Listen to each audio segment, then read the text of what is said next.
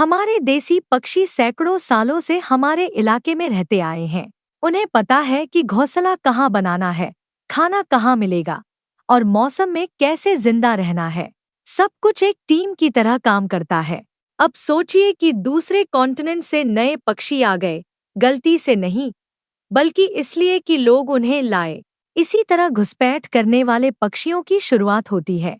हाँ, इस धरती पर पर्यावरण की कई गड़बड़ियों के लिए हम ही जिम्मेदार हैं। नॉर्थ अमेरिका में हाउस स्पैरो और यूरोपियन स्टार्लिंग जैसे पक्षी 1800 के दशक में यूरोप से लाए गए थे। कई स्टडीज के मुताबिक घुसपैठ करने वाले पक्षी घोंसले बनाने की जगहों और खाने के लिए जोरदार मुकाबला कर सकते हैं। पेड़ों के बिल और घोंसले के बक्से, जिन पर देसी पक्षी निर्भर रहते हैं, अचानक उन पर कब्जा कर लेते हैं। जब देसी पक्षी उन सुरक्षित जगहों को खो देते हैं, तो उनकी आबादी कम हो सकती है। हमलावर पक्षी पूरे इकोसिस्टम का बैलेंस बिगाड़ सकते हैं।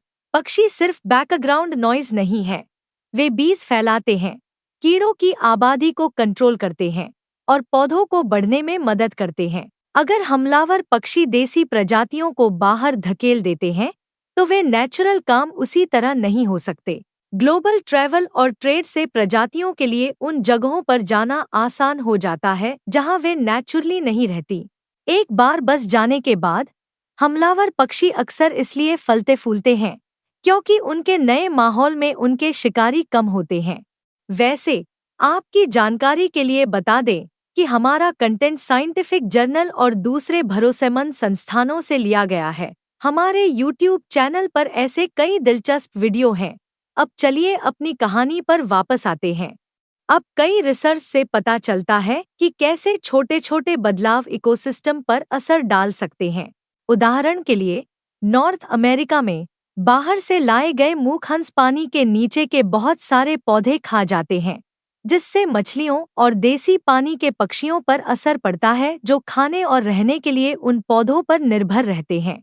याद रखें, घुसपैठ करने वाले पक्षी बुरे नहीं होते, वे बस गलत जगह पर होते हैं। लेकिन जब वे देसी पक्षियों को बाहर निकालते हैं, रिसोर्स के लिए मुकाबला करते हैं और रहने की जगह बदलते हैं, तो पूरा इकोसिस्टम इसका असर महसूस कर सकता है।